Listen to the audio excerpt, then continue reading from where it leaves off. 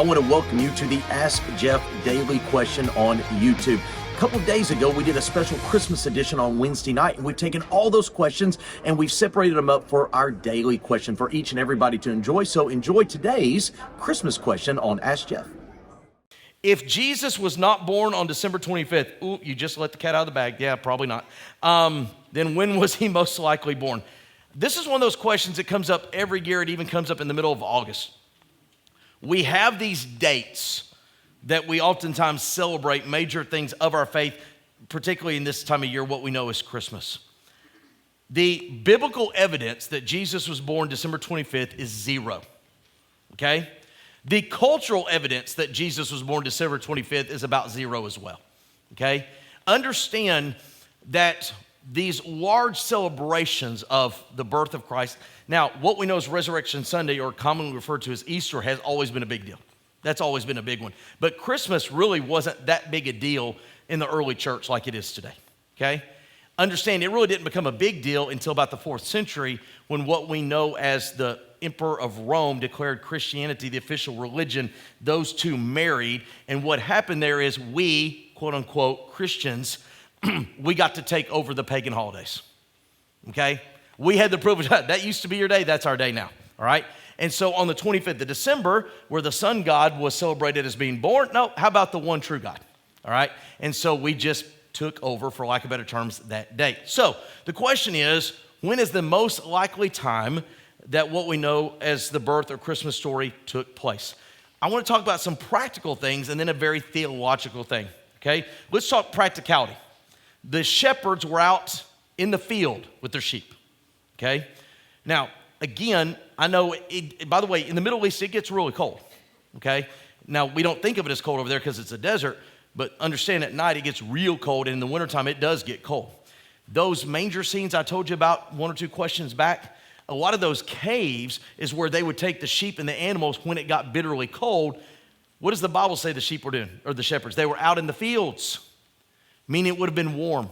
It would have been pleasant in the middle of the night, mind you, okay? And by the way, just as an aside, one of the reasons, and if you watch the World Cup this last couple of weeks, it was in that part of the world, the Middle East, and you saw the traditional garb that these men would wear, these sheiks, that it would cover the entirety of their body.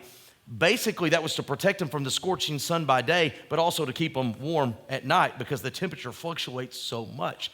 They're out in the field at night, so it's comfortable temperatures. Secondly, the emperor, Caesar, has decided to collect taxes. Last time I checked, government officials who want your money try to collect at a time of the year where you can get your money, right? Okay? They didn't want to collect in the dead of the winter because who's going to travel back home when you can't travel back home? So it would have been a time that was very conducive to travel, okay? So if you want to think about even our scheduling of travel, there are seasons that are easier to travel than others. There are times that are more pleasant than others. But here is the one that I think solidifies the actual time frame. What we know as the death and resurrection of Jesus Christ and the indwelling of the Holy Spirit to initiate what we know as the church, both of them happened at similitudes with Jewish feasts. The Passover was what we know as Passion Week, right? I mean, it was the Passover.